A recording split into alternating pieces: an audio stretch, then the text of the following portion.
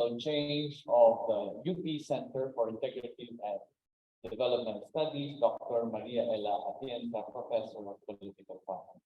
Thank you, Assistant Professor Robert Go, to our esteemed resource persons, friends, scholars, students, as well as our friends from civil society, government, and the private sector joining us both in person and virtually. Good morning to all of you on behalf of Professor Teresa Encarnacion Tadem, Executive Director of the UP Center for Integrative and Development Studies. Welcome to today's roundtable discussion entitled Mixed Methods, Responding to Drug Offenders in the Philippines. This is actually the third RTP in our series entitled Are We There Yet? Roundtable discussion series on the drug war in the Philippines. This RTP series is organized by the Program on Social and Political Change of UP-CIDS, where I am one of the co-conveners. And later, my co-convener, Professor Jorge Vitigno, will discuss the concept behind the entire RTP series, as well as today's RTP. Allow me first, for those who are not so familiar with UP-CIDS, to give some background about the center.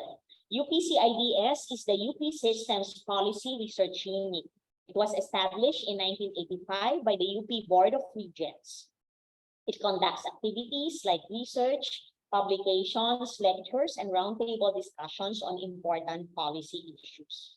The center's goal is to contribute not just to discussions of important policy areas, but to actually be the voice of the University of the Philippines in influencing our policymakers, administrators, civil society, and other sectors. To achieve these goals, UP-CIDS adopts a programmatic approach, and it has a structure wherein a sizable network of scholars is brought together and maintained under specific research programs.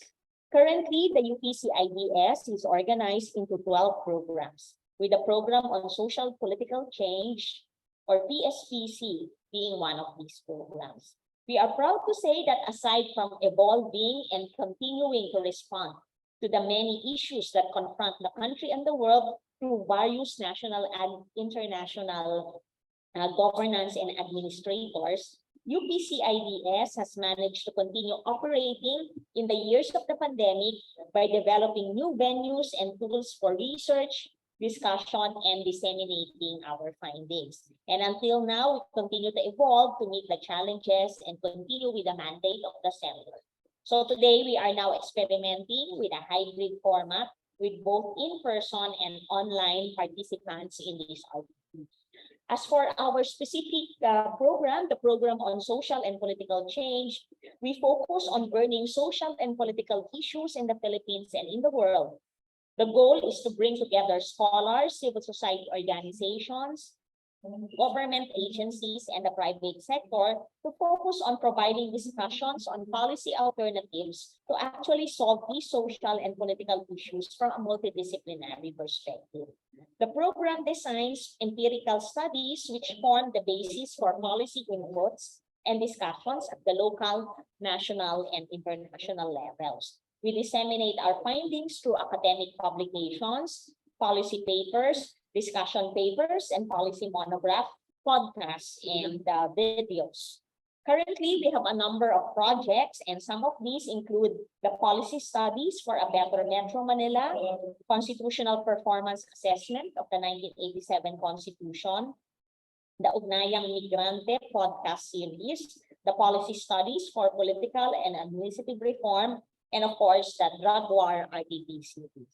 So I look forward to a very informative and lively roundtable discussion this morning. Thank you very much.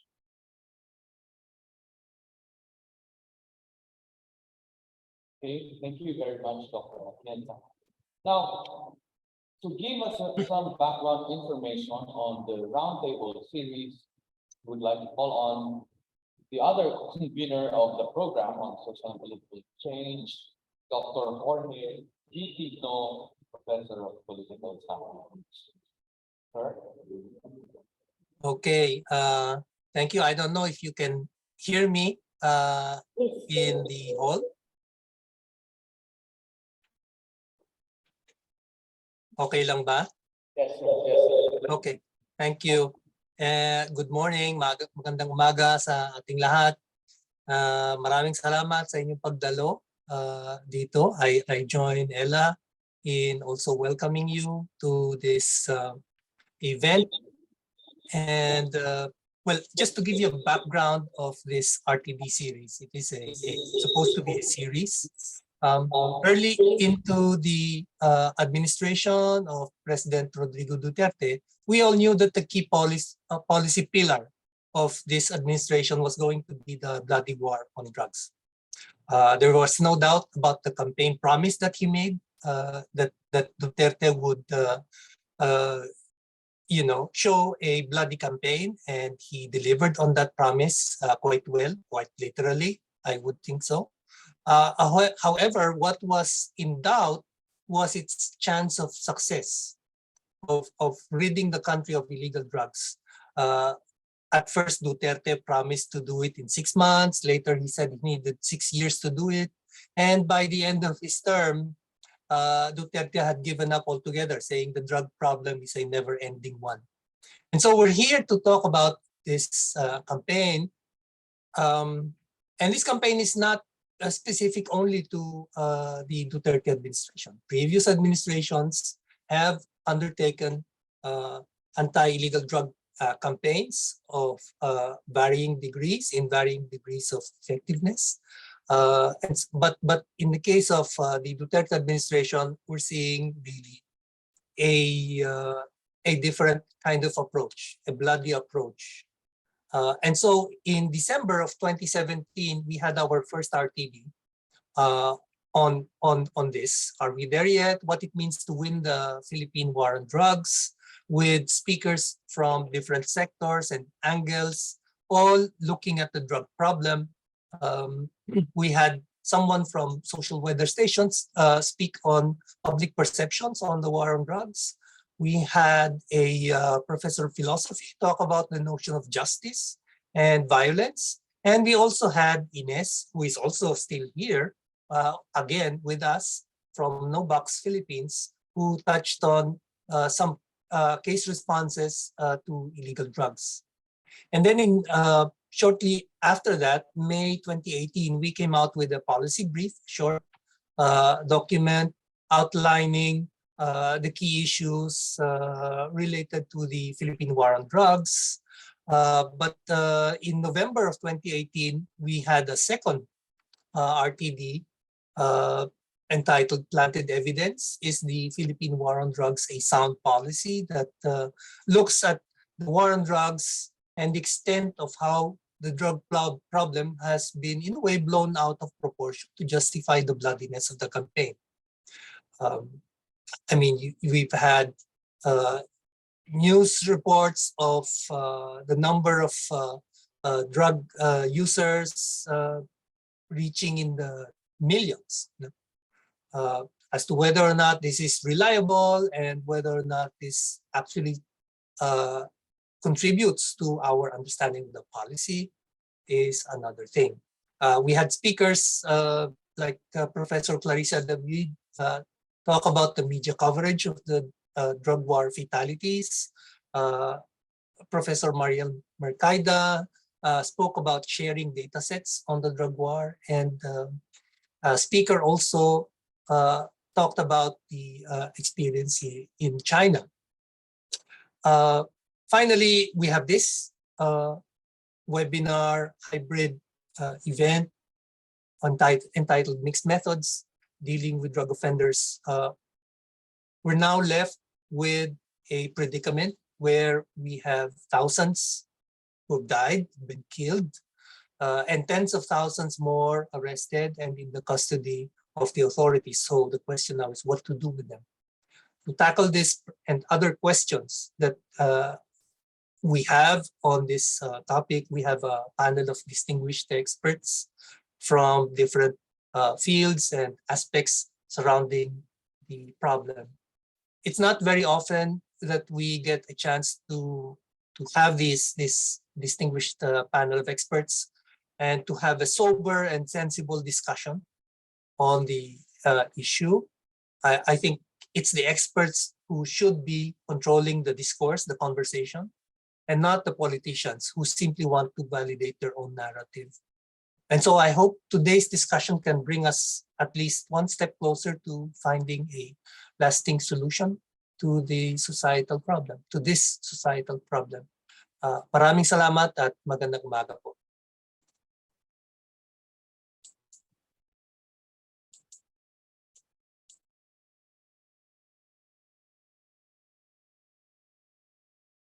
Thank you very much, Dr. Tino, for giving us some background on what we had so far for the first two rounds of the RPDs. And now we proceed to the presentations of our invited speakers for today.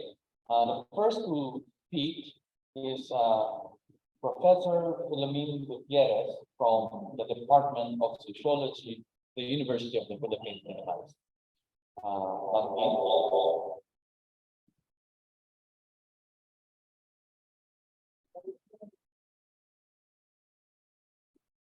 Okay, good morning. Dinig po ba ako? Okay, so if I could share screen.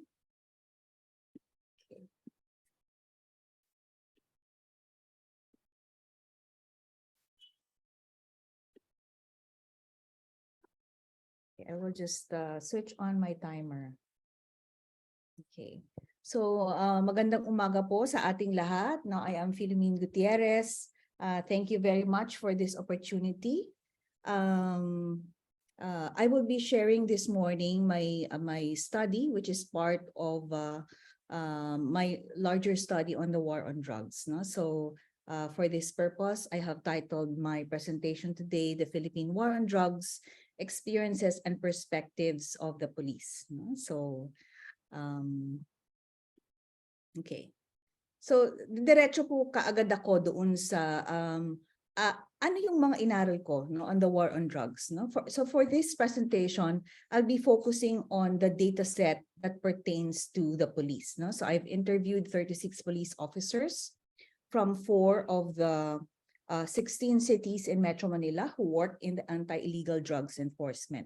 So I was able to interview a district director who eventually became a PNP chief, 4 station chief, 6 heads of drug enforcement units, 20 members of the drug enforcement units, and 5 station police officers. The men that I've interviewed, 1 woman, but mostly men, were aged 28 to 52 years old. Okay, so I also supplement this with analysis of reports and records from the PNP and the PDEA. So prior to my police study, I have actually also conducted interviews of 27 arrested drug personalities who were arrested and were in jail. No? So Metro Manila din. Okay, so siguro bago ako magsimula, gusto kong sabihin na walang iisang mukha. There's no one dimension or face to the war on drugs. And this view also applies to the police. No? So this is actually my first time to study the police personnel. No? My area is in sociology of deviance, crime studies, and I've always typically studied from the side of complaints, criminal complaints, or offenders, or jails and prisons. So this was new to me, and it took a certain view, how to do it. So let me start my sharing, and you can ask questions later, para mas ma-discuss pa. What were their narratives on the war on drugs? Okay, so iba-iba pala, they have different views, and sometimes they appear to be dissonant or contradictory to each other, but somehow it forms a complex puzzle. Okay, so first is that they view Duterte as serious and decisive to end the drug problem. So this places Duterte as a keynote announcer. No? This is the thing that we have to do. Katulad ng sinabi ni Sir Georgie kanina, yun, no, ang pinaka-center sa programa ni Duterte. No? And this was perceived by the police as, this is serious, this is decisive, finally. No? There's someone who will end the drug program. Okay, many of them also viewed the war on drugs, no, as necessary due to the severe drug problem, no, na may problema talaga ang bansa. Many of them also said it's effective in decreasing street-level drug trade and crime, and they also cited that it is supported by the people. Okay. However, no, so dito na yung nagka-crack na yung narrative din, no, but wait, this is not all there is. The drug war, they also mentioned, it has uncovered the depths of police involvement. No, so by having that statement, you can already sense that there is reflexivity, no, and they're saying that hindi po namin akalain na ganito pala talaga kalala ang problema. Hindi lang ng bansa, kundi yung sa kapulisan mismo. Okay? But what I was pleased to note was that the PNP personnel, no, as individuals speaking to, let's say, a researcher, a willing listener, also critiqued the war on drugs. Okay? So I went to the PNP with an official letter and request, may I please talk to you? And they were quite, they were quite willing, no? And in fact, helped me, sige, ipapadala namin ang request ninyo, no, to the various police districts, no, in Metro Manila. So nung in-interview ko sila, they also noted that the war on drugs was ill-planned and ill-prepared. No? They would say, ma'am, sana po naman napaghandaan yung war on drugs. No, so I was struck by this. You would usually have a cardboard notion of the police as, yun, kung ano yung ginagawa, tama yun. No? But they were critical. They mentioned that it posed, the war on drugs posed burdens and dangers to the police. Okay, napabigat ang trabaho, minsan hindi na sila umuwi sa kanilang mga pamilya. They mentioned that it has diverted resources from other police duties. So some would say, this is not the only crime that we have to deal with. There are many things. However, our focus had become the war on drugs. They also had comments, no, on the PNP internal cleansing program. They said, we knew people who should be in the list, but how come they're not there? So these are the police speaking. Their careers have also become precarious. So the threat of being called upon sa internal affairs, being sued for irregularities, and being fired. So they worry about what will happen to my career, my pension, what will my family say, how will I support them if I lose my job? They also mentioned that the public lawyers and courts are keen to acquit offenders. Now, this is actually on a hopeful note. No? It means no, kahit papano, no, kahit ito na yung nangyari, there's still check, no, and balance somehow, no, in our criminal justice system, that when their work is shoddy or not well done, or the evidence is thin, and the procedures are not followed, the prosecutors, the courts, etc., will do their jobs, no, and somehow mitigate its ill effects. Okay. They also critiqued the war on drugs as it has. They called to the attention of the detention facilities are congested and in a deplorable state. No, sobrang puno daw, no? Sabi niya, ma'am, huli kami ng huli, saan namin ilalagay yung hinuli namin? Okay, so rehabilitation programs are lacking. When I did my, kasi nga, di ba pag nagre-research tayo, may sampling frame tayo, no? I wanted to interview people who directly were involved in police operations in the war on drugs, no? But some of them said, wait, hindi lang kami ang kausapin mo. Kausapin mo naman yung aming program, yung aming community affairs program, where we also conduct rehabilitation programs. And to the point that I would ask them, sir, hindi po ba gawain niya ng social work? kayo ay law enforcement. And then they would tell me, ma'am, if we don't do it, huli lang kami ng huli. Balik lang sila ng balik. So we want to do something. And we also mirrored this to the higher ups, no, that this is necessary. Okay, so that's one finding that I have. They also mentioned that allies of local politicians are spared from the watch list. Okay, and that while earlier, some of them said the drug war is effective, no, bumaba talaga, nawala na yung bastusan na pagtitinda sa kalye. Many of them also said that drug use and trafficking did not really end. Sabi niya, huli kami ng huli, ma'am, pero meron pa din. Sabi ko, how do you know, sir, that there's still drugs? No? Of course, that question. They said, ma'am, tatawag ako ng addict. Sabi ko, bumili, ito yung pera, bumili ka. Wala pang isang oras, babalik sa akin meron. So they test by and that's an exemplar that I'd like to mention. And then finally, a critique that they had was that the war on drugs is really biased against the poor. Okay, so yung maliliit at mahihirap daw. No, so when I heard this critique, no, these are workers, no, government employees, police, but they are in a way also Filipinos, no, concerned with the problem, no, of the country.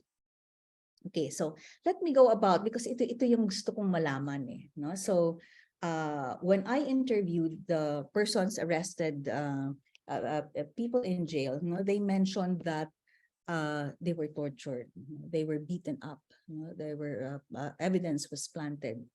So I now bring this knowledge to the police and said, how about violence? How about allegations of human rights violations? So in a way, confrontation, no? But of course, respectful yung aking approach, no?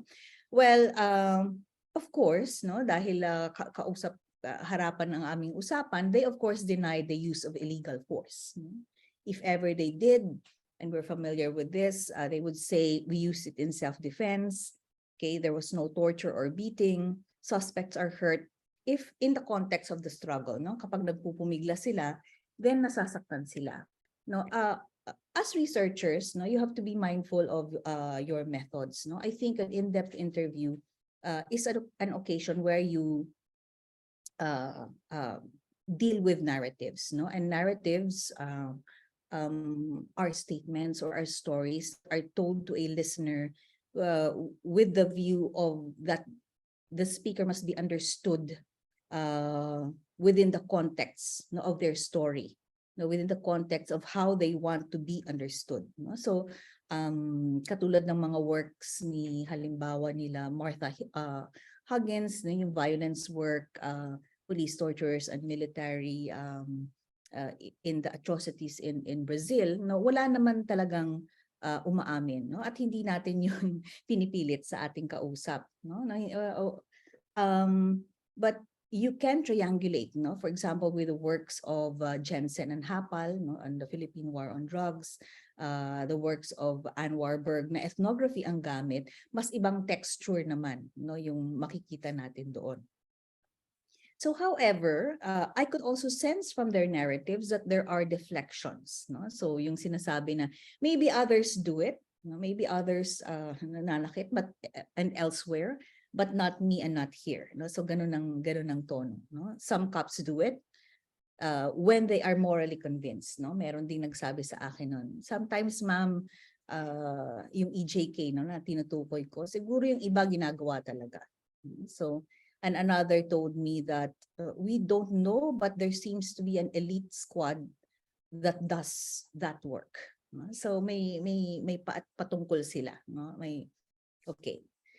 So as I've mentioned, we can triangulate data and see evidences of violence or narratives of violence from the arrested persons, no, from ethnographic studies, and of course from investigative journalism. For example, on death squads involving persons or police who can be persons who can be traced back to the police. Okay, so marami din silang hugot tungkol sa PNP internal cleansing. Okay, so there were a series of orders. You can actually do a study and see how that progressed, no? The series of memos and how it turned inwardly. No? So they were also concerned with motu proprio investigations of deaths. No? Kasi tuwing magpa-fire sila ng baril, no, kailangan automatically imbestigahan bakit nag-fire ng baril. No? So eventually, what started out as this aggressive, diretsuhang pag-apply, no, ng force, they started being cautious, no? Also because they said na tayo pala ang babalikan nito, no? We could get sued and we don't have access to good lawyers. No, we could place ourselves out there, be in danger, but then in the end, nasa marumihan na nga tayo, tayo pa yung sisisihin. No? So there is that reflection about their careers, and we have to also place the police as government workers, you know, who have a view towards retirement, you know, and pensions. No? As we may know, becoming a police, no, para sa mga mahihirap or sa middle class or lower middle class, simbolo ito ng pag-angat sa buhay and attaining a stable government job and future pension. Okay, so there were drug testing for the PNP, and they were very paranoid that there was counterintelligence against them, and some of them were placed on watch lists.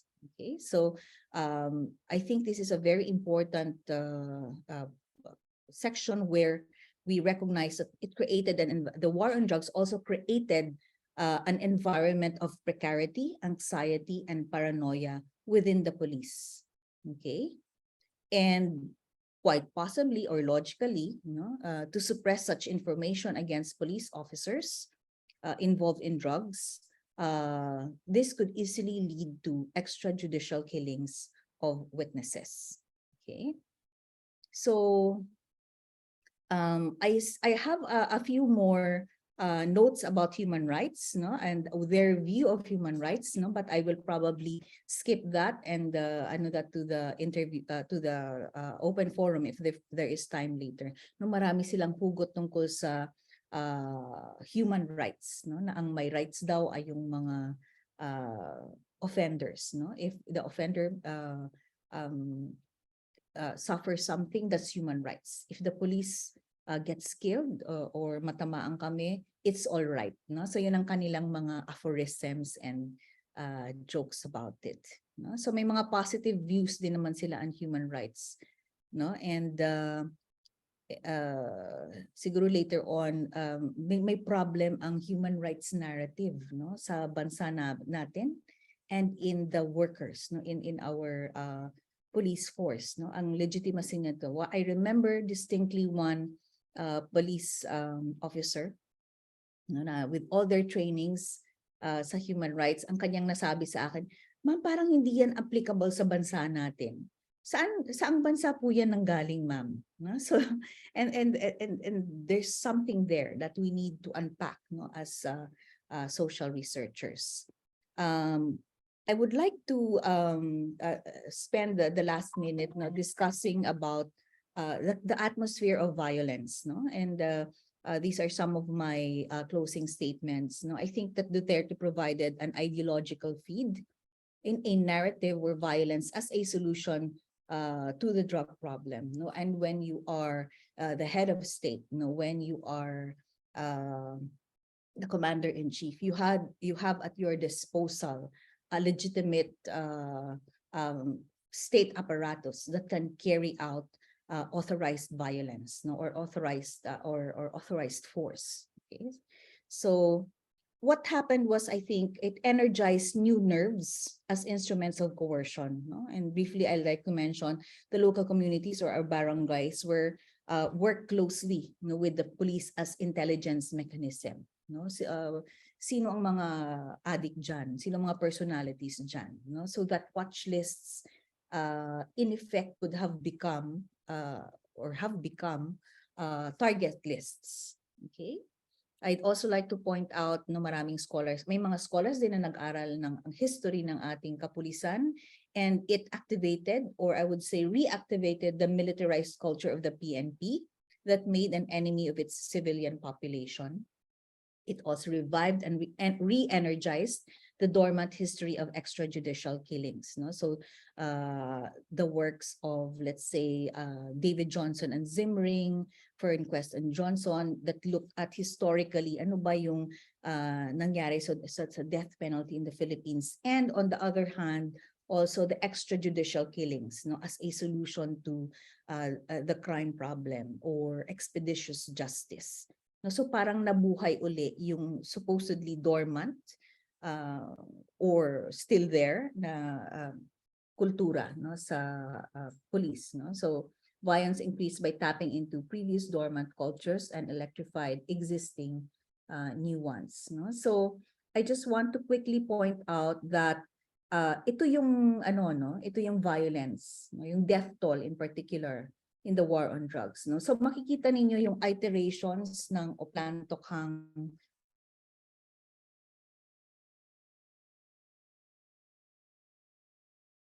over the years, lumiit din naman talaga yung police operations.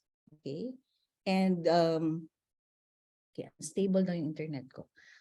Cumulative deaths in the police operations, okay, are there, no?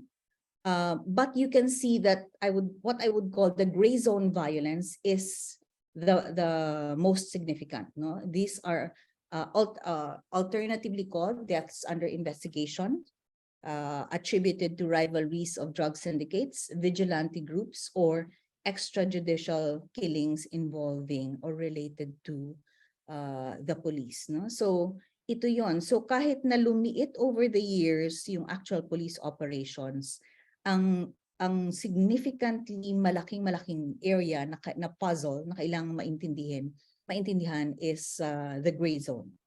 Okay? So ano ito what's the thing behind this violence?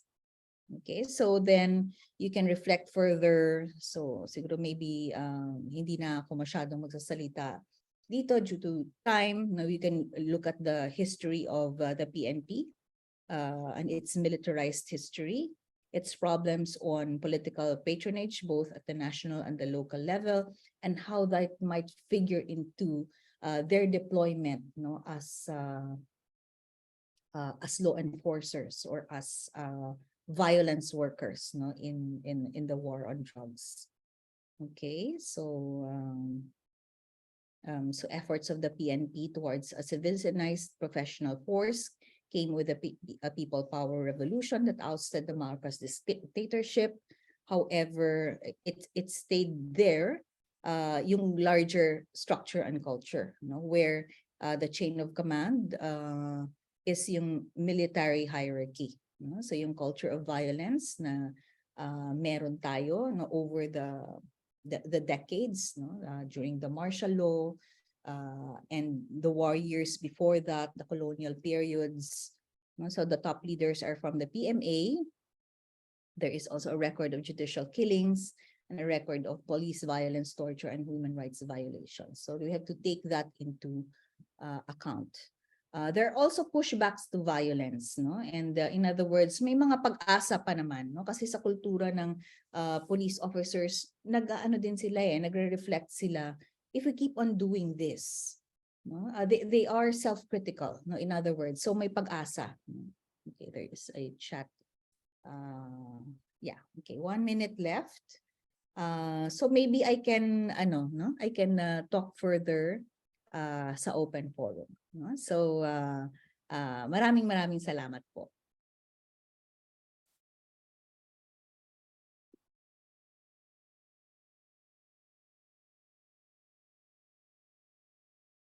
All right, thank you very much, Ma'am Vicky, for that very interesting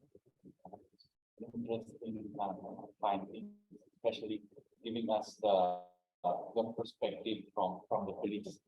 Okay, our next speaker is from the Department of Anthropology of the University of the Philippine Diliman. We have Dr. Gideon Lasco. Gideon, now.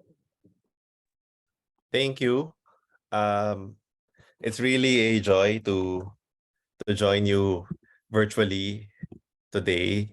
And I actually have been working with Ma'am Ging Gutierrez and Ines, our fellow speakers, over the past several years precisely to address this topic. There's been a plethora of scholarship over the past several years in response to the drug war, and to as a rejoinder to what Ma'am Ging said about the fact that there's hope in different sectors.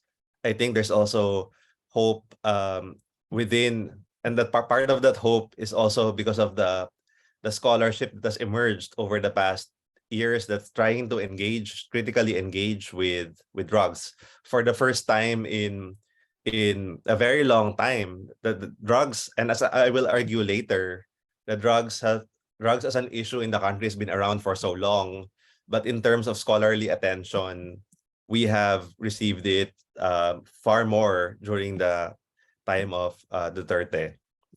So my presentation today will consist of two parts.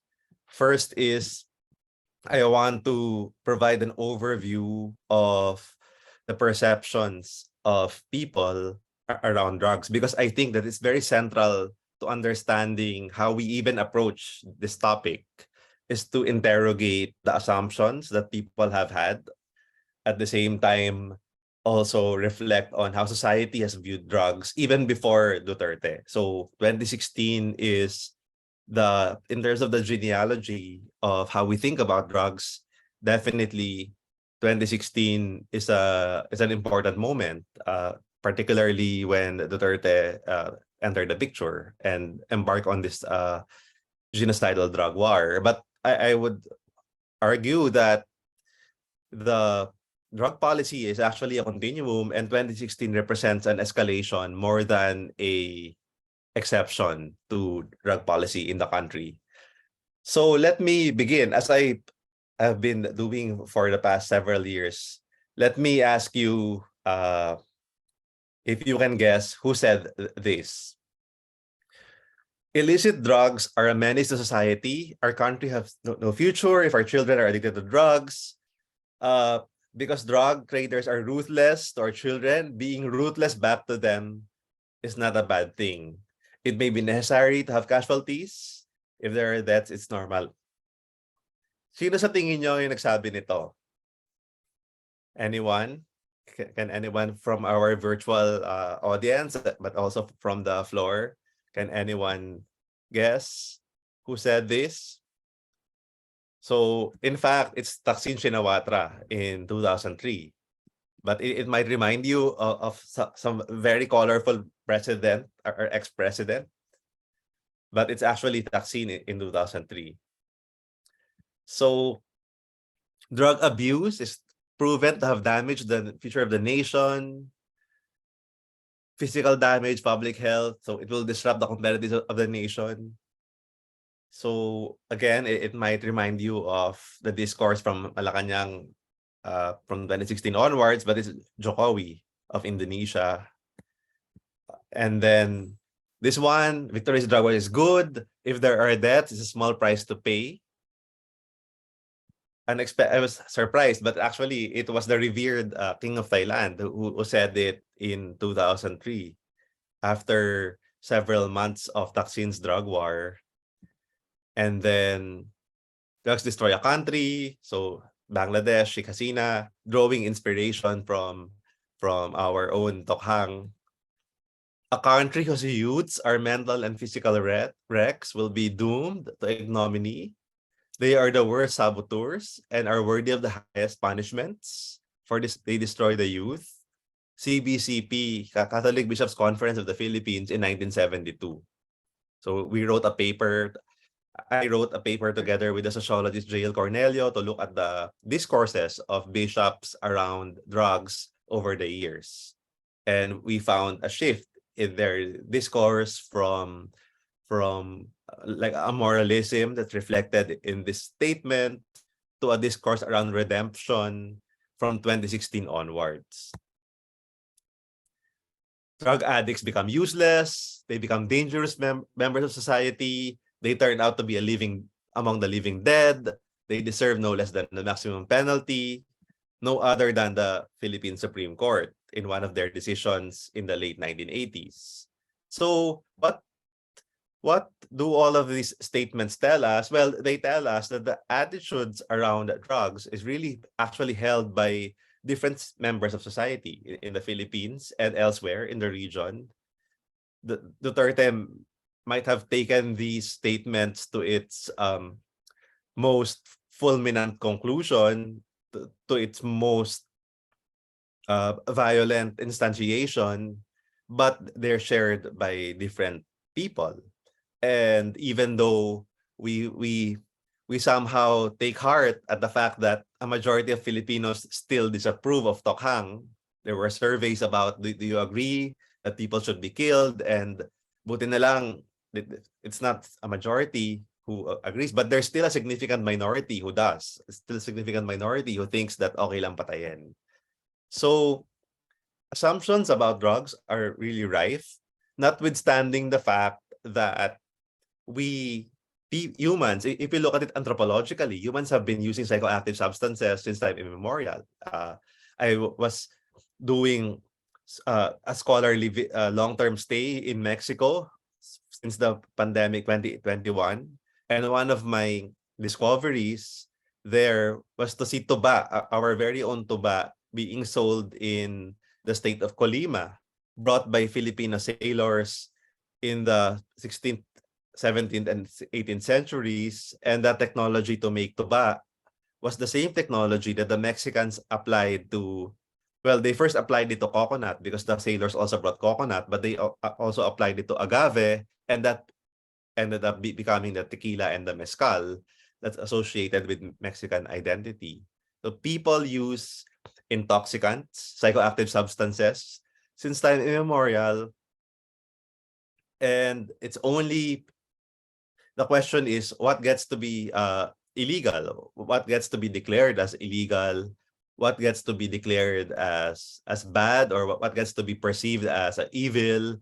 What gets to be celebrated? So tequila is a highly celebrated, but we have substances like cannabis that are ambivalent throughout the world. In some parts, it's legal and it's accepted, whether in medicinal or recreational contexts. But in the Philippines, I believe that until today, the mere possession of a stick or two of cannabis can merit several years in prison. So there's an ambivalence around illicit drugs, and that reflects in our policies. We can look back. It'll be nice to go on and on to talk about the different psychoactive substances in the Philippines, from tobacco to basi to tuba, lambanog, and even the mildly psychoactive betel nut, chewing of moma, among many others.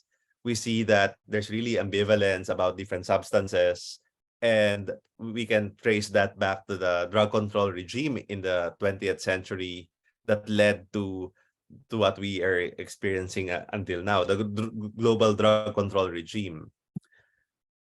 In Latin America, coca, which is a traditional tea, and again, mildly psychoactive, it was became a precursor to cocaine, and of course, it led to it being a banned substance, a highly controlled and illegal substance in much of the world, but not in Peru, where you can still consume it as tea, or Ecuador and Colombia, Bolivia.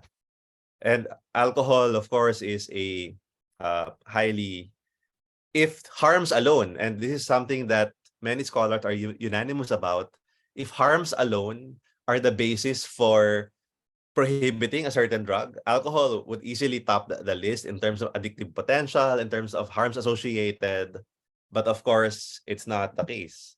In the Philippines, historians like Ambet Ocampo write that even Jose Rizal, if Jose Rizal were alive today, he would probably be found dead in Manila. That's what he provocatively suggested during the time that the drug war was going on in 2016, because he casually wrote about trying hashish in a letter to, I think, Blumentritt. But anyway, so this is an ironic picture of a Ginebra add a billboard advertising gin, but calling on people to avoid drugs. Again, we need to ask questions, question our assumptions about drugs by asking, first of all, which drugs get to be celebrated and which get to be forbidden. So I already talked about this, that in terms of harms alone, in terms of deaths alone, we can look at tobacco and alcohol more than the illegal drugs that are blamed for all the evils of society today. So aside from assumptions around drugs, there are also numerous assumptions about people who use them. There's conflation. So when we think about assumptions, misguided assumptions, again, Duterte might come to mind with his colorful language. Zombies, subhumans, he has used extreme language, stigmatizing language. And people have been linked with criminality in radio shows, and no one analyzes. That's another research agenda. I think we have to add that to research agenda to analyze the discourse around radio, but people talk about, sometimes I would listen to radio shows, and when there's a report of a rape or a murder, heinous crimes, they would easily make the association that surely only an addict is capable of doing this. Surely an addict is capable of doing this heinous crime. So there's an there's an assumption, there's a presumption of criminality when we talk about drugs, and there's a conflation, terms like user, pusher, addict, drug abuser, drug dependent.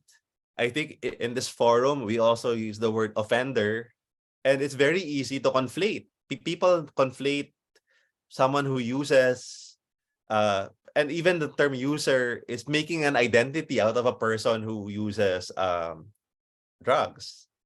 I drink alcohol, but I don't. I should not be introduced as a alcohol user.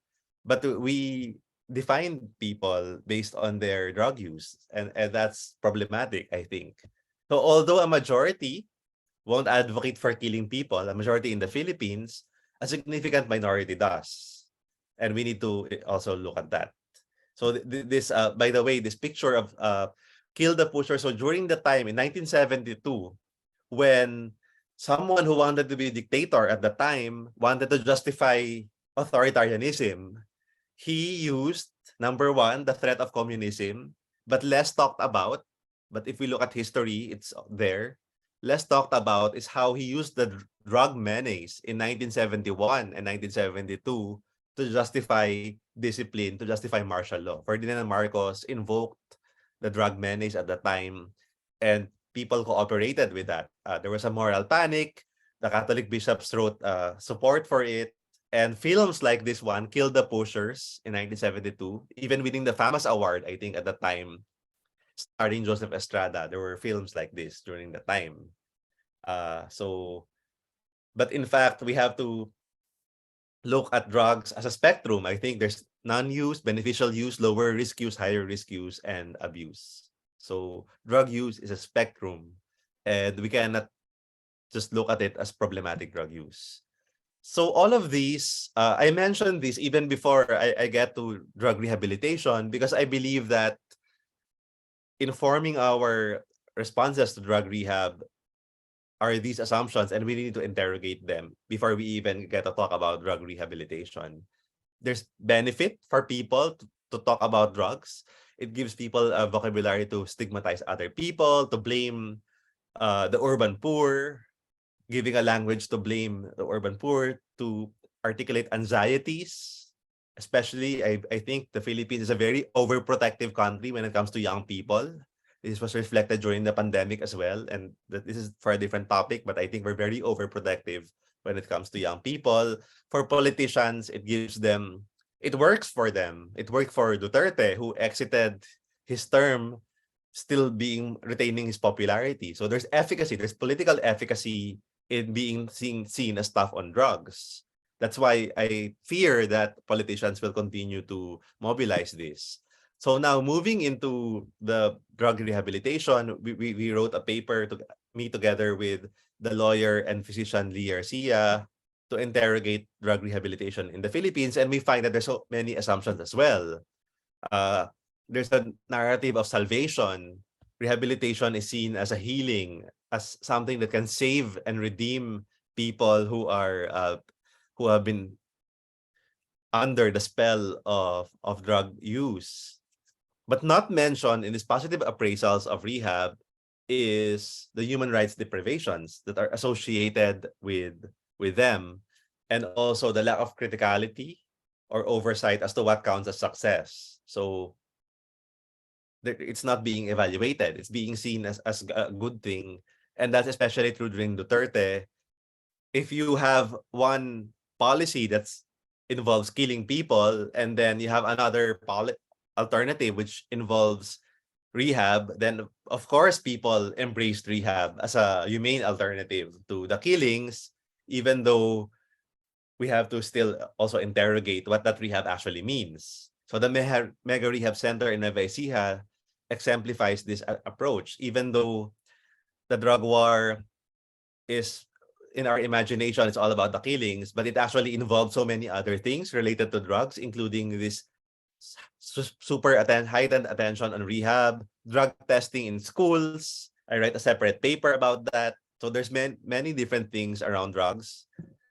And these are some of the examples of what's being done during these sessions. I will not discuss this anymore. I might be running out of time, but this is a prescription of what to do during this rehabilitation sessions inside these rehabilitation centers. But there's very little criticality in what this actually means and what's actually the experience of the people there. And that's another topic for research. I think we need to look at narratives of people who went through these rehab centers. And just to show how these assumptions about drug rehab are widely held, even candidates across the spectrum, like, for example, Cagliodi, saying that just by the mere suspicion that a presidential candidate was using cocaine, ang prescription na kaagad, iparehab na yan. So there's this automatic assumption that use should lead to rehab. Virtually all candidates have expressed support. It's a dichotomy between EJKs and rehab, which I think is problematic. Lenny Robredo also supported rehab, but also talked about community-based rehab.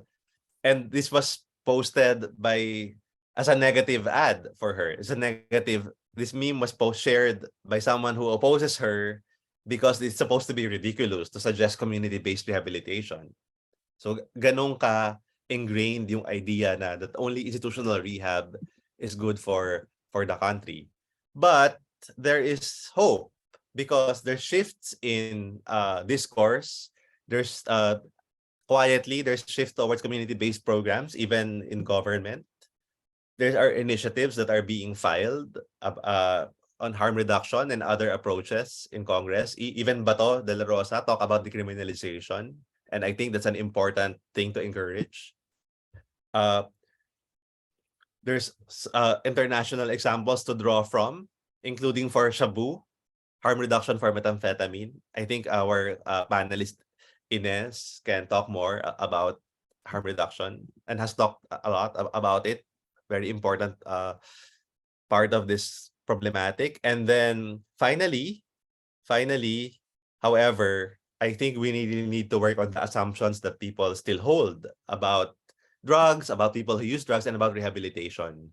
Because if as long as those assumptions are held by people, policies like Tokhang will continue to be floated by politicians who will draw political efficacy from them.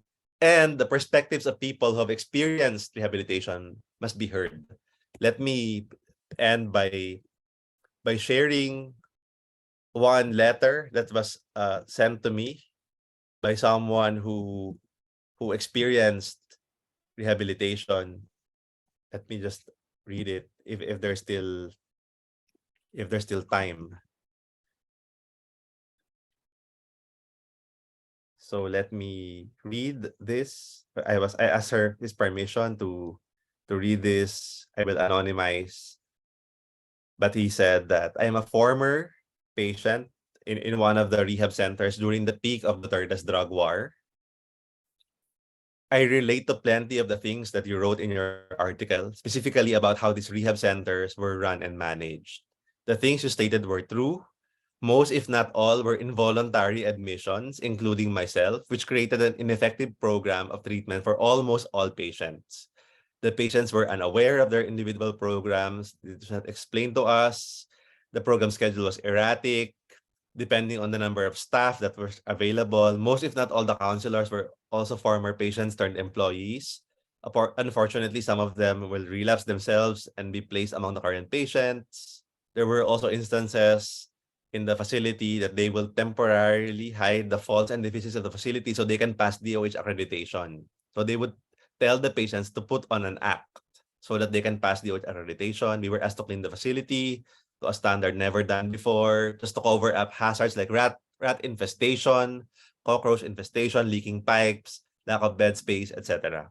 So we need to hear more of them. I think not to, of course, disparage all the rehab programs out there, but it's so important to be critical of what works and what does not. And I end with that, and I look forward to the open forum. Thank you again for having me today.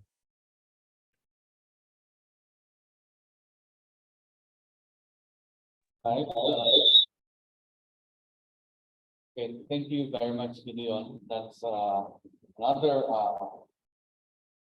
how do you say it? It's mind-boggling presentation, because it did not only share with us the assumptions, but how these assumptions affect our understanding of the drug problem, right? And especially the last one, the letter that was read, the experiences of those in the rehabilitation center, I think that we also have to talk about.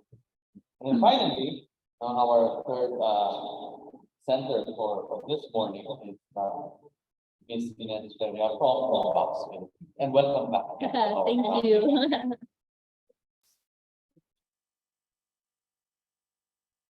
Thank you. So good morning, everyone. Can you hear me? Sige. So thank you for inviting me to be here again to continue on. I did realize series pala siya.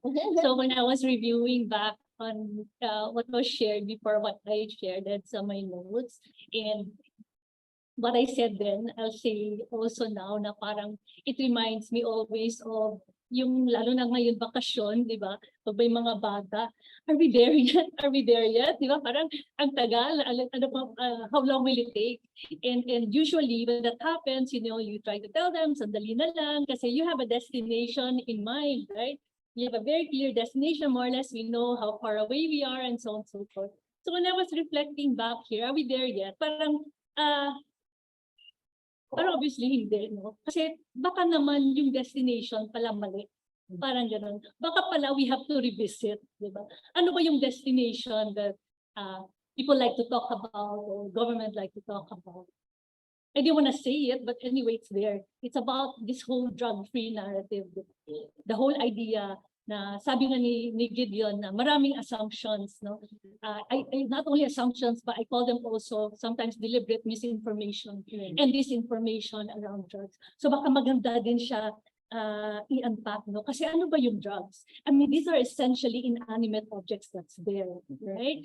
And so, and there are certain predictable effects, pharmacological effects. If something is a stimulant, you know, it keeps us up, you know, heart would beat faster, and so on. So may mga ganong expected effects. At the same time, we have to understand though that it's not only the drugs that create the drug use experience. It also depends on the set, on the person, and the setting, the environment in which it's being used. No, a clear example is alcohol, which we are all familiar with, right? If alcohol taken because maybe tonight we'll, you know, have dinner and have wine, mag-beer, mag-unwind, to somebody who might be, you know, be in a very low, depressed state and drinking bottle after bottle all by himself, those experiences will be different. In fact, the risks to each one would be very different. So that's something that we would like us to always revisit. If you hear a story or any story, media reports on drugs, to be always critical, to ask questions relating to the set and the setting. So again, when we talk about the drugs, about type of drugs, how much was used, no? Those na it matters, right? And we know that from taking medications from our doctors.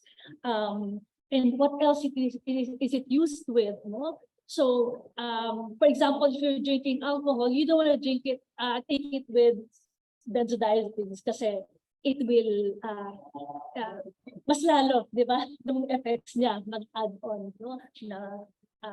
So may mga ganong information that we need to take into consideration. Somebody, for example, that we know who has no formal employment and is using shabu, but she understands how her body responds to shabu. So she knows, therefore, that once she uses it, then she won't be hungry, no? Hindi siya gugutumin, hindi siya matutulog, and she'll be able to work long hours. Why? Because ano siya, she's laundry, no? So she's able to go by piece yun, di ba? So she's able to go long hours. So before she takes shabu, to be able to make laba as many as she can, then she will prepare herself mentally that once she feels it, she's gonna just make laba. And then secondly, she's gonna make sure she eats prior, because it will be a number of hours before she eats again, and drinks water because it can be dehydrated. So yun ganon. And she knows not to take it every day, because if you take it every day, your body's gonna feel the effects, right? You need to rest. So something that's basic as that even is something that we need to talk about as well. Versus somebody who might be taking shabu and maybe having mental health conditions that need to be addressed, no? So we understand, for example, if we scapegoat drugs, then we might skip those underlying conditions that need to be addressed pala. So we had a similar, there was a similar case before, for example, natakot kasi na sa listahan, and it turned out that he had PTSD, post-traumatic stress syndrome, di ba? So kailangan to intindihin. And to be able to understand, we need to always understand drug setting. Tanungin, let's ask the critical questions palagi. Because the drug setting model on which is naka-anchor yung harm reduction framework, it really helps us understand, no? And to remind us that drugs affect people in different ways. Therefore, hindi talaga pwede one size fits all, no? So isa yon. Also, understanding set and setting shapes will make us understand ano ba yung mga risks that a person may be exposed to, so that we can address them, no? So siguro, I'm trying to go fast because I know we're running out of time. Pero siguro if anything, yun lang gusto idiin na it's a range of realities when it comes to drug use experience. I can be the same person. I may react differently from MDMA versus marijuana. I'm the same person. We might be using the same substances, but you might have a different experience as I do, no? So kailangan himay-himayin siya. And then going back again to what Gideon talked about assumptions, because we've had also a lot of discussions around this.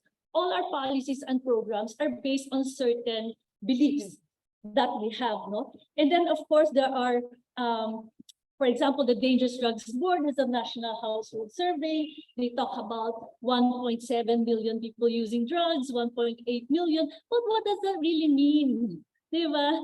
Kasi if you look at the survey, it's really just used at least once in the past year. So let's put it in context when they give us all these numbers. Used at least once. Okay.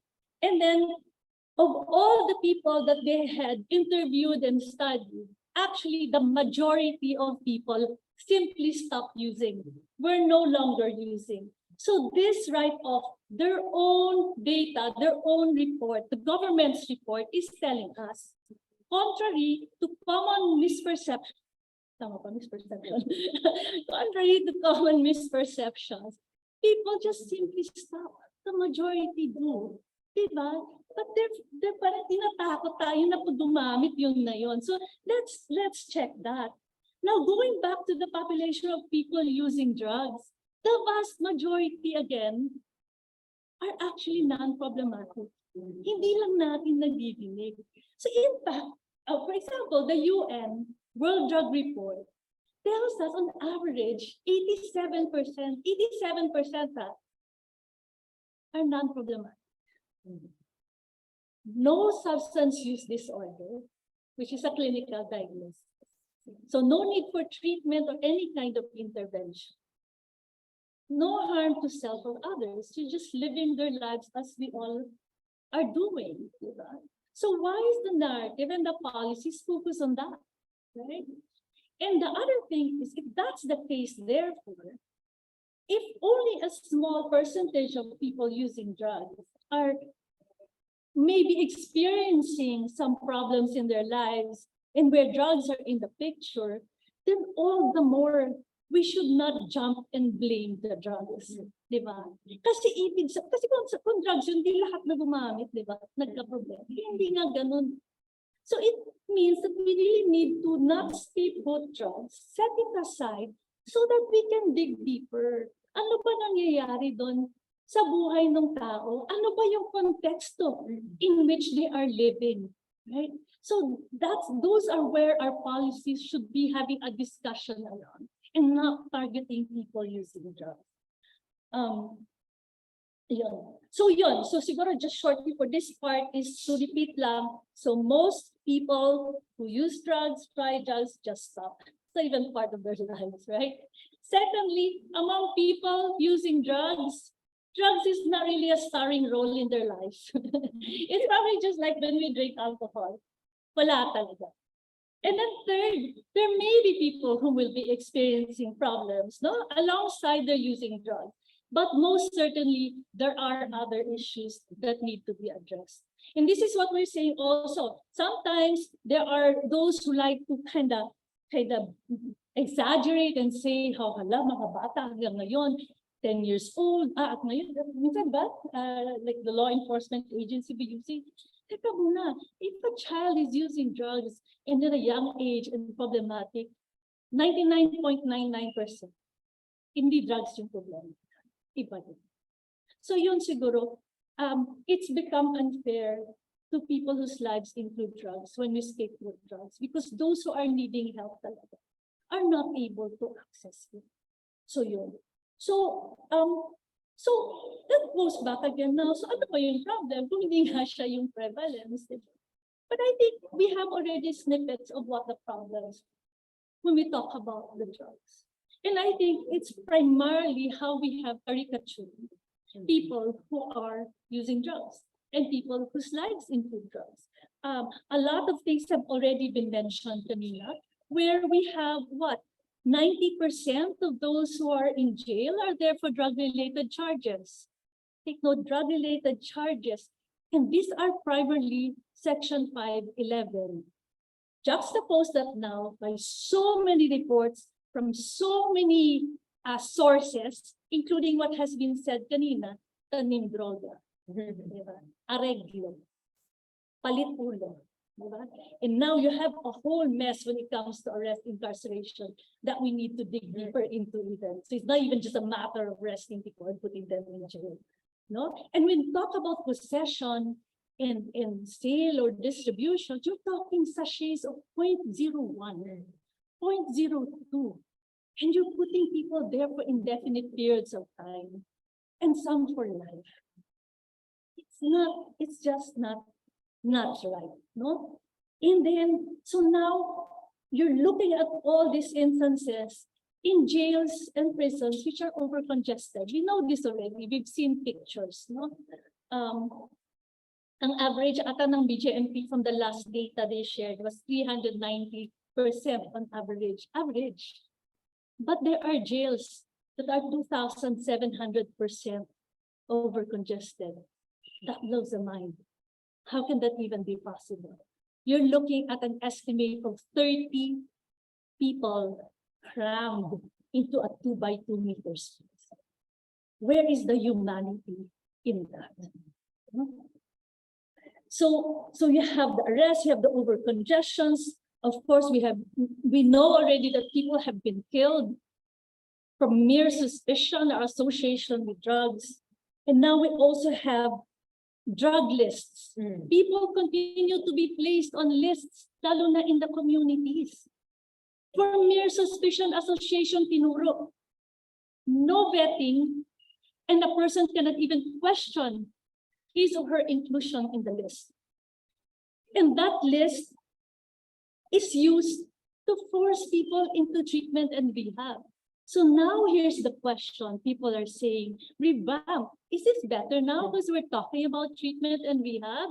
They say, let's unpack it, diba? Let's dissect it. When we seek help and treatment for something that the health concern, do we need to be threatened to go? Kasi yun yung justification daw for the lists. But we're saying you don't need the lists.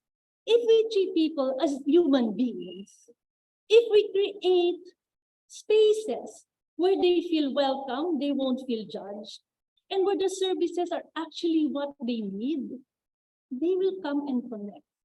And I'm not pulling this from the air, because we've had experiences where they won't access certain programs kasi natatakot, but would access those, for example, that reach out to them in the communities where they're comfortable, who actually listen to them and not just pontificate and tell them what to do or what not to do, right? And you want that kind of collaborative effort in the context of treatment or support services, because how else will we know what people need? So this is basic, when we speak of harm reduction, it's really basic human decency. Diba? So if you understand, so if we know where the problem, like I said in a drug setting, let's locate it. Saan nanggagaling kung may panganib man? Saan nanggagaling yun? And let's figure out how to work on it, no? And we have to work with the goals and priorities of the person. And important that collaboration. One of the things that has, like Gideon had mentioned earlier, drug testing. Why are we so drug testing happy? Why? Because it doesn't tell us anything except that the person may have used drugs. It doesn't tell us about the character of the person, behavior of the person, productivity, because we have drug-free workplace that does surprise drug testing. Why? So let's visit. I mean, this is, I guess, we need more time for that. But we need to dissect those questions. Why are we turning our schools into the police function? Kasi the drug test para mahuli, hindi pa yan to help, di ba? And then if you look at the law, they're supposed to report students and whoever is in the vicinity of the school. Why, di ba? So yun, so we have to question drug testing. I was gonna link it to treatment here kasi sabihin nila, kailangan natin i-drug testing. In fact, it's one of the requirements in one of the policy issuance of the ILG, PDEA, those for the community. Why? That is something that's personal, di ba? If we work together and you feel that's gonna be helpful to you, let's talk about it and let's see how it can be helpful. But you don't impose it in that sense to try and catch people. And I will say this, if there's trust, and this is something that's not being talked about. If there is trust, if we build trust, the therapeutic alliance is one of the most good predictor of success in treatment. Not even the method of therapy, that alliance. When we talk about drug testing, I say that's a waste of money. Waste of money. Because if you have established a relationship with the person, siya mismo magkikwento. Number one, it may not even be a problem if the person used. As we said, majority non-problematic. Number two, if the person is worried about it, then you can talk about it openly and figure out, if the person was going for abstinence and didn't want to use and feels bad, let's process that. So that's how ideally, when we talk about treatment and providing support services, we do not need to force people into treatment. My fear now is because there's conversation around treatment and rehab, is that now we're going to shove everyone, right? I was just reading a news article before coming here and how one of the government agencies was probably saying they're soon going to have 4,000 plus going to rehab and then why are we treating such indignity? So, the other thing also is something that's been missing. Nabanggit no, the rehab, there's no overnight when we say na i-rehab natin sila as if it's a good thing, teka muna. Let's check the rehab. I think there was a quick question that popped up. Effective nga ba? That's a really good question. Ineffective for whom, in what way? Those are questions, walang oversight. Rehabilitation programs, none. We shouldn't think of it as if when we go to the hospital, where there are procedures and stuff like that, we'd have been clinically studied. A lot of the programs here have not. I think Gideon had shared already one of the letters. That's not an isolated case. And this didn't happen just in the past few years, before pa yun. Na dinadampot, there's no voluntary access to treatment here. Why people are placed on the list? People don't want to engage with persons and try to figure out why the hesitance or where the problem is, or there's a range of services, or there are other things that can be hindi. Ipapadampot. Until now, that practice is good. These are a lot of things that we have to question. So when it comes to treatment rehab, let's unpack all of this. So what I've been sharing in terms of the treatment and rehab, I don't know how much time we have, but ideally you're talking 1 minute. Wow, 1 minute. Okay. Ideally, you have a range of services, because we said range of realities. What are these? We need to understand what the community needs, and there has to be respect, and there has to be ethical standards in place. And then at the same time, we have to create the environment that will now be able to support this. What does it mean? Remove all criminal sanctions for use, possession, and also even sale because of minimal amounts. Because these are all related to use. They come from the same concerns, socioeconomic concerns. So, and then those, most of the people who are in jail, as I mentioned, minimal amounts, non-violent, they should not be in jail. They should be linked to services that will be supportive of them and their family. So, okay, 1 minute is done. But essentially, yan, let's understand what the problem is we're trying to address, diba? And then figure out what is the range of treatment, health support, developmental services that's needed. How do we integrate them in a seamless manner so that people don't fall to the cracks? And then let's create the policy and social environment that does not stigmatize, does not criminalize, and instead very supportive of individuals, the families, and the communities. Thank you.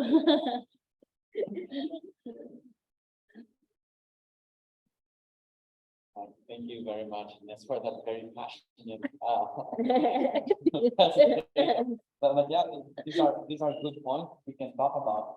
And as we move towards the Q&A, we can elaborate more on some of the points that were raised by Dr. Gutierrez, Dr. Laco, and Ines. And right now, we have 3 questions in our Q&A box in the chat. So we will have first address them. And then if there are questions from the floor here, from our live audience, we will also take them. And then according to Dr. Tigno, maybe we can extend a bit, since we started a little bit. Well, that's not a little bit. Because of technical issues. Okay, so first we have a question from anonymous attendee. There were relatives of people who were killed during Bokhan who still approve the dirtiest drug war. How could you explain such approval? What would possibly be the reason for their approval? I guess we can have all the questions and then let the panelists have a round of responses. Then another question here is that, number 1, how did you find respondents who are willing to be interviewed, especially on such controversial topics like the PNP and drug users or pushers? I think this is for Dr. Gutierrez. How did you handle the validation process, especially for interviews conducted with PNP, especially when it may paint them in a negative light? And where do you distribute the results of your research? How do you make it publicly accessible? And then finally, how do we know most research just stop? What drugs are these? I think this refers to the discussion of Gideon and Ines. And I think there's another question from Sir Georgie. Does coffee count as an intoxicant? A lighter question there. Okay, so this first round of questions, maybe, who among our panelists wants to respond first?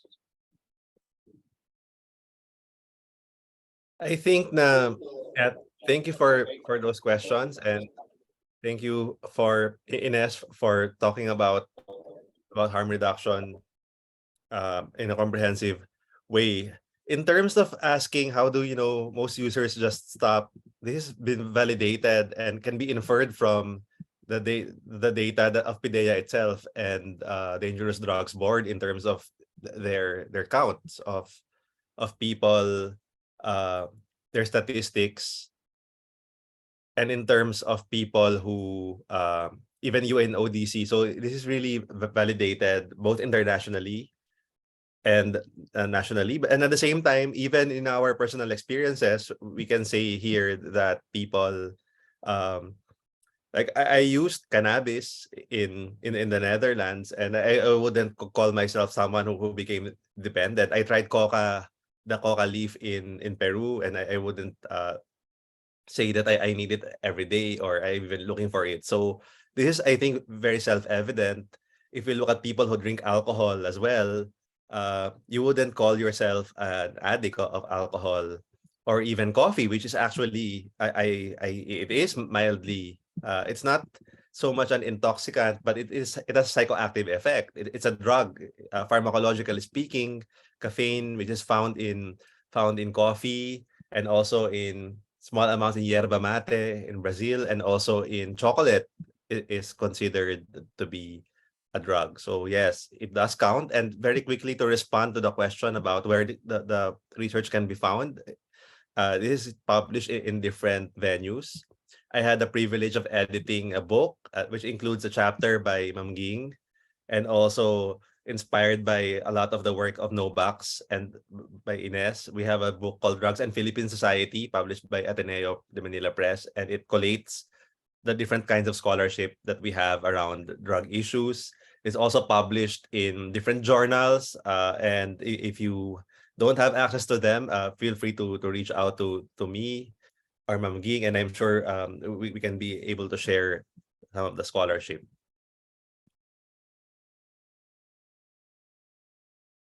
Okay, if I may, Robert, I'd like to answer yung isang question, ano. Alam nyo yung bakit yung mga relatives, no? Parang what was the question again? The question was that there are relatives who were killed during Tokhang who still approve of Duterte's war on drugs. No, actually, this is not only for the relatives, even those who were arrested themselves, no? You would find may mga na-interview ako na suportado pa rin nila yung war on drugs, no? To the point na I would even tell them, ano na nga ho kayo na aresto dahil sa war on drugs. Sabi niya, ang may kasalanan ay yung mga pulis, no? Na hindi maayos yung kanilang trabaho. No, so, pero dun sa mga kamag-anak, siguro maybe I'd like to say na internalize nila, no, yung moral panic about the severity of the damage of drugs. No, and you also have to understand na maaring ang mga pamilyang mga relatives na yon have themselves experienced so negatively the challenges, no, of dealing with let's say kung addicted talaga, no, kung may addiction na talaga yung family member na yon, no, siguro maaring nag-victimize sila nung behavior noon,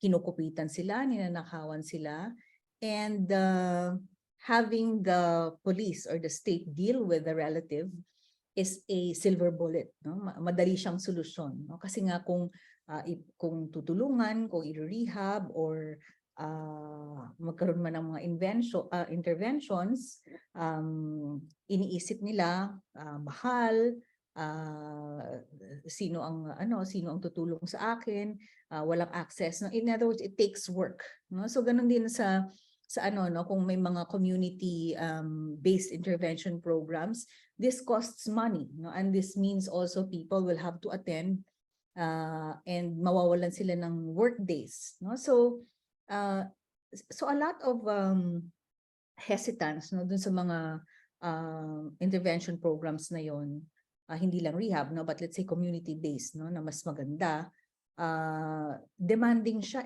no? Wala kang kikitain doon kumbaga, at walang mga political utility points, no? So it's a quick solution, but unfortunately an inhumane one, no? So yun po. Can I go to answer the second question as well?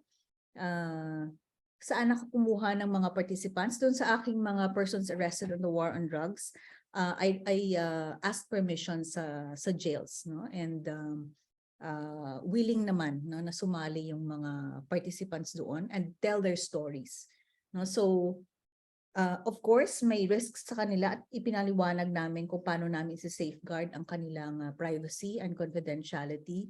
The persons who were the drug personalities, no, who were arrested were willing to share their story so that they have a voice, no, at maaari nilang ipaliwanag, no, nakatulad nung sinabi ni Ines at ni Gideon, bakit ako nandito, no? Gumagamit ako pero hindi ako addict, no? Ginagamit ko ito sa trabaho, minsan lang ako gumamit, at hindi ako kriminal, no? So yun, no, to get their stories out. Ganon din yung mga sa PNP. How did I enlist my participants? I asked permission, no, from the PNP, no, and I was referred to the various police districts, no, and it's interesting, ano, minsan iniisip natin ayaw sumali ng mga tao sa research, but they were in fact willing, no, and enthusiastic. Now, from the point of view naman of the police personnel, they want to be understood, no? Parang sa kanila yung iba, parang gusto nilang malinis yung pangalan nila, or di kaya maintindihan yung trabaho nila, no? And I think challenge din sa atin ng mga social researchers to put ourselves in the shoes of what we might view as kontrabida, no? So I also want to understand them, no? And many of them said, alam niyo ma'am, nung nabasa ko yung memo na may study kayo, I actually volunteered, no, because I wanted to share my views and opinions, no? And that police officer was critical, no, of the war on drugs, no? Yung iba naman, kasi an interview process is an opportunity to contextualize one's experience, or to contextualize, contest, affirm, correct narratives, no? So as for the validation, no, so may mga participants ako na binalik ko sa kanila yung mga interviews, no, at tama ba yung pagka-interpret ko, no, at it gave them opportunity to said mali yung interpretation mo nito or ganyan, no, but by not much, no? So marami sa kanila felt that they're able to tell their stories, no, in a more accurate way. And I look forward, hindi ko pa naisulat itong sa police studies, no, but the ones on the arrested drug personalities, I've already published one version sa Critical Sociology Journal. I can give you a copy. At yung isa naman ay sa volume na inorganize ni Gideon, no, and that focus on the violence that they experienced. Itong sa police officers ay sinusulat ko pa, no? And I also look forward to present the findings to the PNP. And I think I anticipate that they will appreciate the nuances, no, na hindi sila kumbaga cardboard photo, na complex din ang kanilang organization. So yun po. I just want to add, listening to Professor Jane, it triggered na when we were engaging with women incarcerated for drug-related charges, that space to actually be heard was a very powerful experience for them. The point where they realized that eventually, parang they also decided to create their own support group. Kasi yun yung missing, that space, safe space na to talk about the experiences where it's valid, hindi sila the other thing I wanted to mention, yung question ng coffee, the whole idea of psychoactive substances, yeah, diba? Psychoactive substance, yeah, and I think that's one thing we wanna emphasize, no. the body doesn't know if a substance you're taking is legal or illegal. It doesn't care. It just, it's just how the body reacts, and you have to know. So that's why when we talk about it, we need to really understand the effects, pharmacological effects, how our drug use experience is shaped up kanina by the setting, and how I wanted to add lang din, kasi we talk about illegal and illegal, is that in the 2015 household survey New Dangerous Drugs Bill, this is something they haven't really shared, but they actually recommended the decriminalization. So even before that, they really already saw that criminalizing use, they specified use, is not helpful, and putting people in jail is not helpful to anyone. And then reverting back to the whole idea of the different substances, that's why drug education is key. Diba? Kasi nga our actions, even towards each other, policies and programs, are anchored on those, on the assumptions na sa amin dyan, on the belief systems. So kahit drug education, sabi na namin elementary pa lang. Kasi meron, makikita natin doon, nag-feed na into the stigmatization. When you go to the community and the law enforcement does drug education, it's not useful information like what we're discussing. It's about stigmatizing and showing pictures, disrespectful pictures of people that they claim to be using drugs, and then showing stereotypical. So yun, so these are the things that need to be discussed more openly. Yun. Sorry yung coffee, kaya ganun. Sa coffee kasi we understand it, di ba? Sometimes we won't drink. Ako, I have my cut off at 3 p.m. Kasi beyond that, alam ko, I won't be able to sleep. So that's a self-awareness. It comes also from drug education and having a conversation around it, instead of trying to hide it. Yeah. So, thank you. So I don't know, because I drink a lot of tea, so I don't know if tea would also have that kind of effect. You can test it. Right. So now we will entertain questions from the on-site participants. They have any? Okay.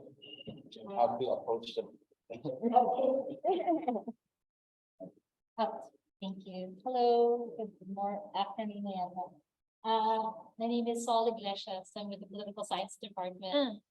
And I also do, I've done research on the Davao Death Squad in Quezon City, and the war on drugs under the Duterte administration, but from the perspective of this being a campaign of political violence. So I find it really striking that the framing in these different disciplines that have been represented today, and the way my research in the literature I draw from really look at it differently, because from my perspective, it's not an anti-crime campaign. It's a political campaign for to win popularity, therefore elections, and we saw this very clearly in Davao City, for instance, and then of course the elevation of Mr. Duterte to the presidency, and also it is an authoritarian campaign, to rule with fear, to rule through coercion. And so what I would like to ask you is, if that were the frame, this is directed to anyone on the panel who would like to respond. If that is the frame, and our concerns are shifting, not away from, but towards us to include not just the killing, but also the continuing effects on incarceration, on rehabilitation, and so on. If the frame is, this is part of a larger coercive campaign, then would you comment on the situation of what's happening in the jails, particularly over congestion, rehabilitation, and how this plays into, if you would like to comment on it, how this possibly plays into the broader political theater where the aim is not crime control, but the aim is for popularity. The aim is for ruling through vote. Thank you.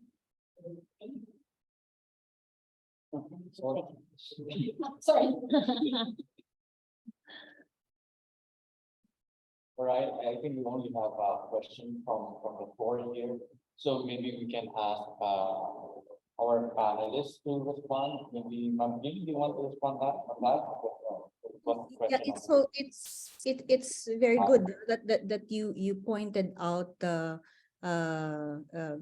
political context, no, na indeed, no, the criminalization, the emphasis on incarceration, the emphasis of disciplining the population carries with it this political theatricality, no? So it builds on the anxieties and the fears and the perceived threats, no, of people, and thereby directly or indirectly dramatizing a solution, no? So that's why Duterte's narrative, you know, is so effective that it bolstered him, no, into presidency. I was reminded by the work of our opinion survey agencies, ano? As a matter of fact, when Duterte came into power, crime victimization, according to the SWS survey, was actually declining, but fear of crime was actually also rising. No? So there seems to be a disconnect there. But what you have is this grappling or searching for what is the problem here and what is the solution. No? So definitely, no, the political appeal of a punitive criminal justice regime carries with it, no, the momentum of this view. Now that's why we need to understand moral panic. We need to understand how solutions such as harm reduction could easily be put on the side and described as weak or over seemingly decisive, strong populist, no, solutions such as those proposed by Duterte, and that is the overarching here, no, atmosphere. So yun po yung comment ko. I was waiting to give you a speak. Siguro parang true because if we were supposed to address this and based on evidence and reality, marami ng evidence. So it was obviously a tool that was used. And it was easy because there was really no discussion around drugs actually prior to 2016. So, and people just had this embedded thinking around it, that it's the cause of everything.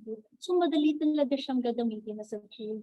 And I think that's what scares me also kasi we need to address that. Kasi now even in the conversation around treatment and rehab, it's still the thinking na the person is at fault, we're gonna fix you via treatment rehab, you better be fixed or else. And this is the exact same thinking that was fueling the killings. There's something wrong with you, we're gonna fix you, you better get fixed. Diba? So kailangan talaga siya ma-address. So it's true, there's a lot of evidence, we're not starting from zero. But if the agenda is different, then it's a totally different discussion.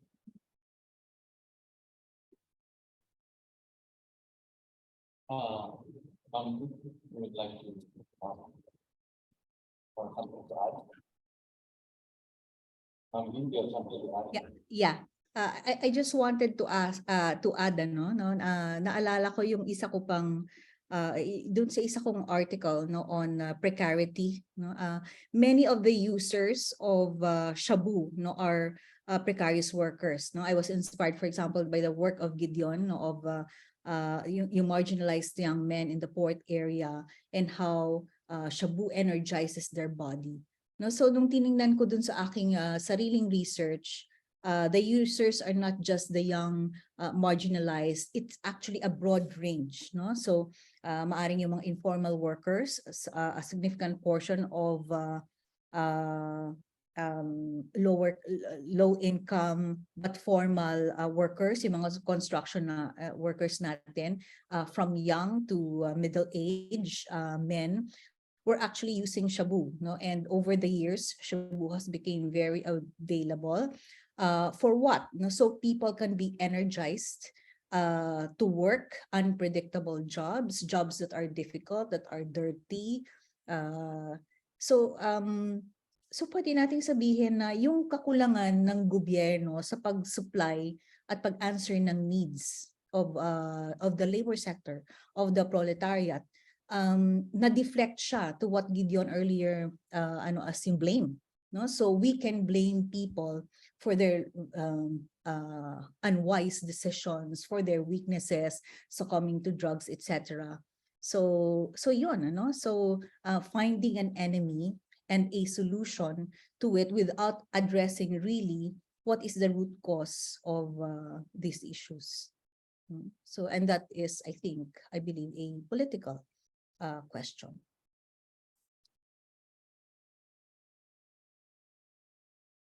I think that in a way also connects to what Sir Georgie mentioned in the chat. Because for some, drug use is linked to better job performance and that's linked to lack of proper occupational health and safety regulations and weak workers' rights promotion. Sir Georgie and then Ma'am Kim.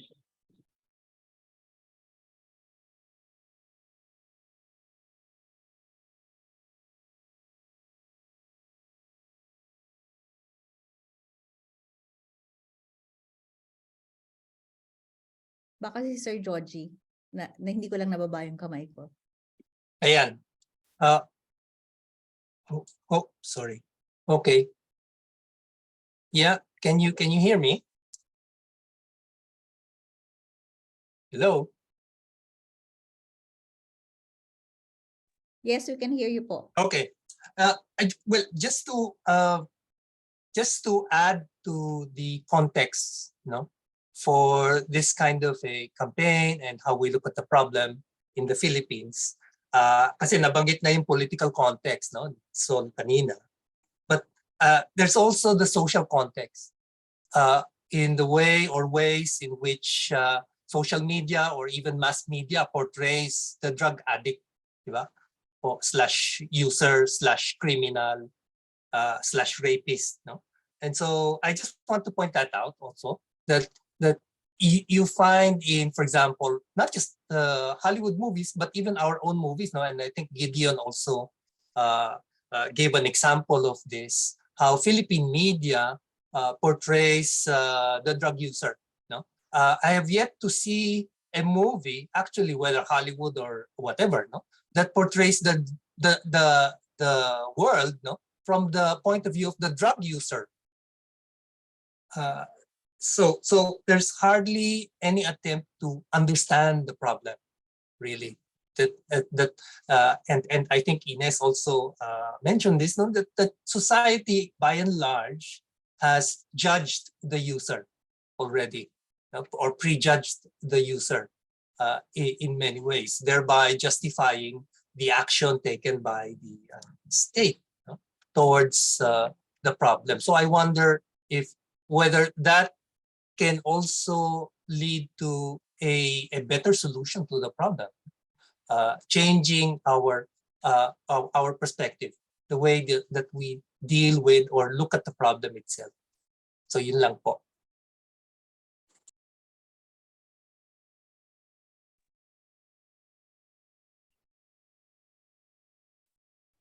Okay, Ma'am Kim.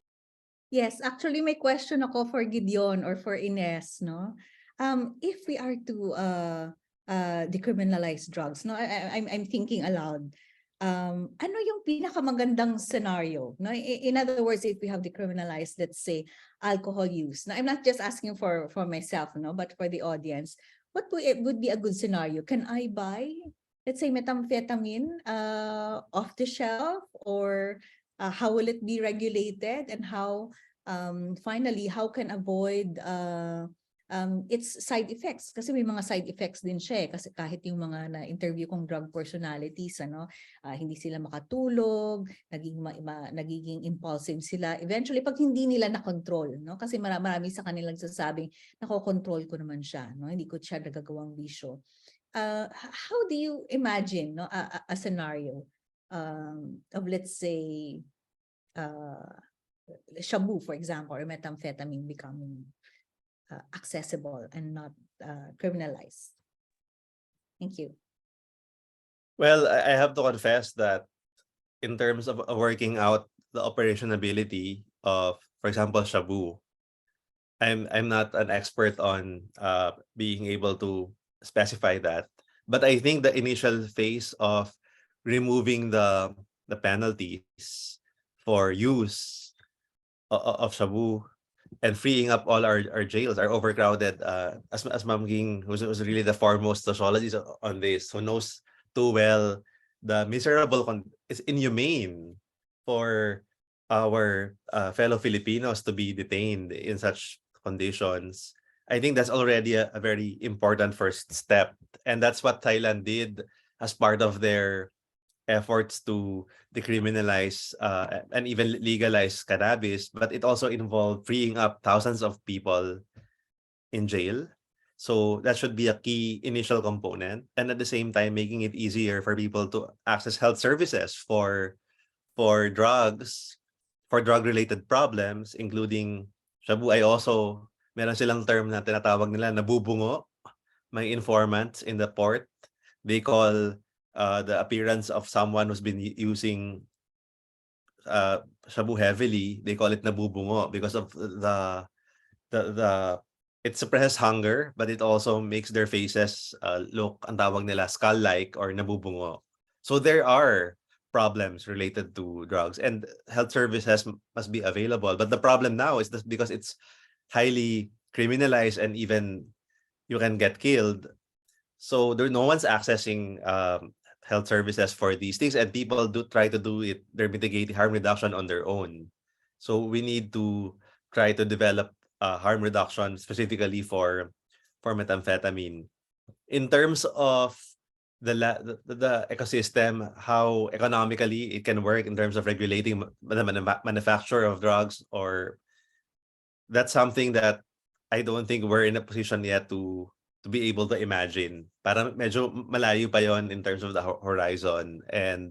But I think it's a very important question to ask, especially for those who are in the forefront of advocacy, because people need to be able to be given a picture of what's the alternative in a very comprehensive way, so that we can get more public acceptability.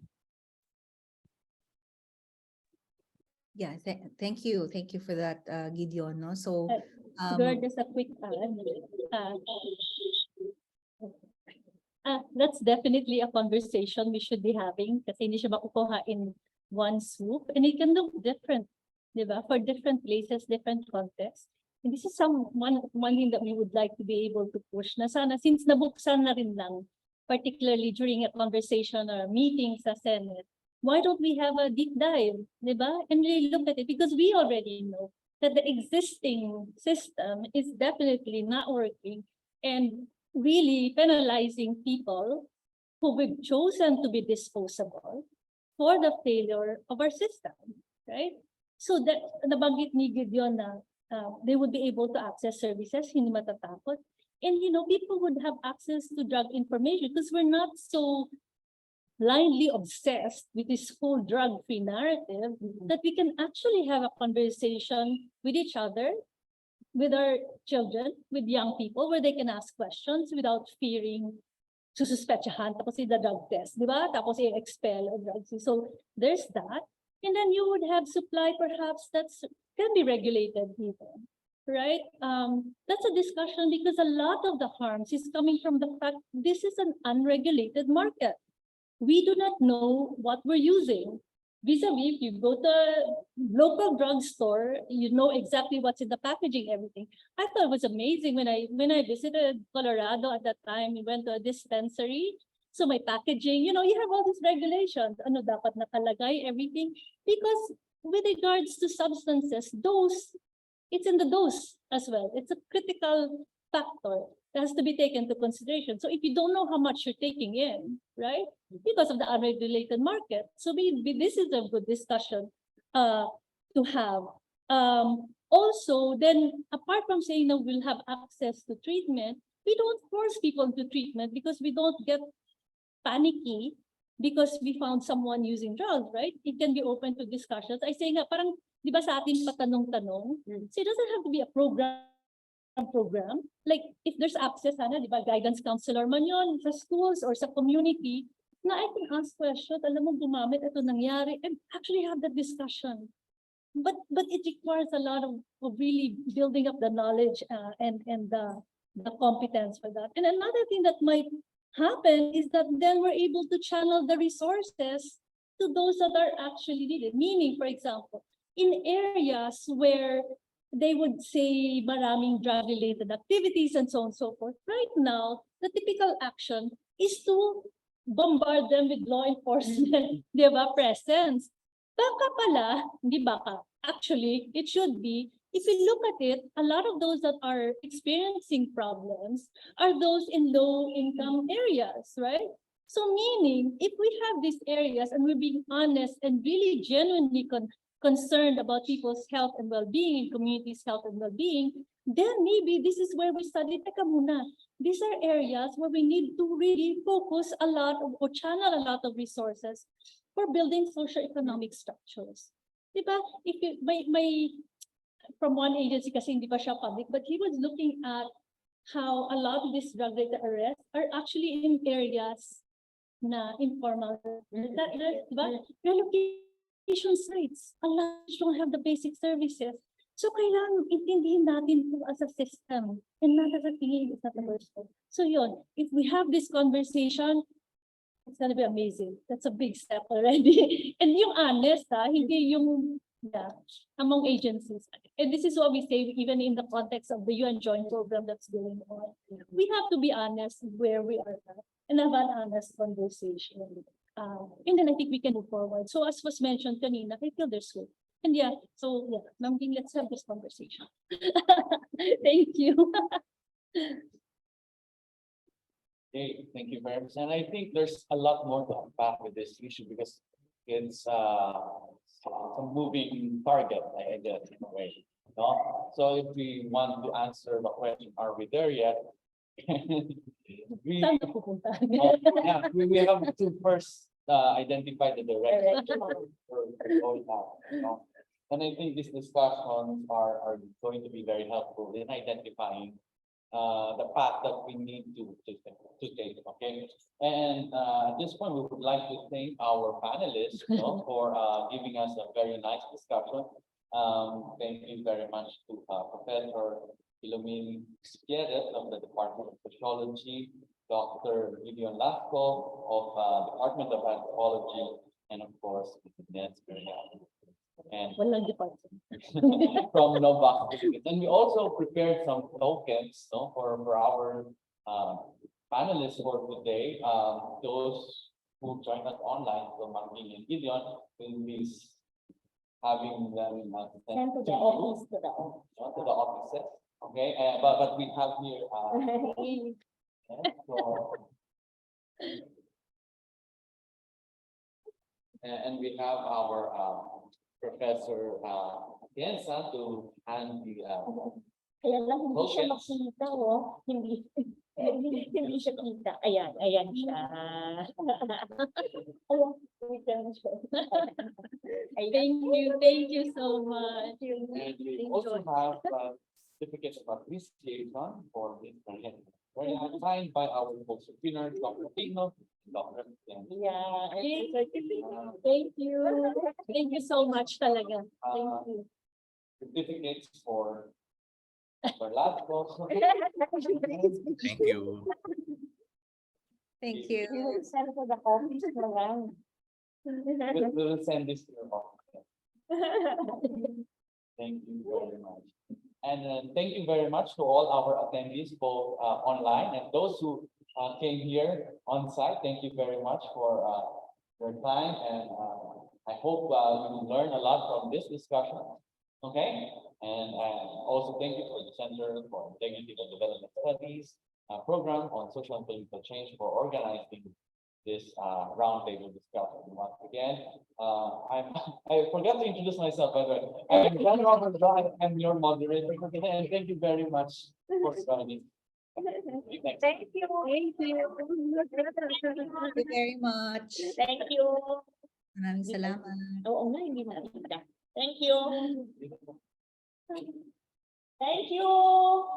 Thank you so much. Thank you for the question. Thank you. Thank you po. Salamat, CIDS. Yan. Gagawa na si Joy bilang policy brief.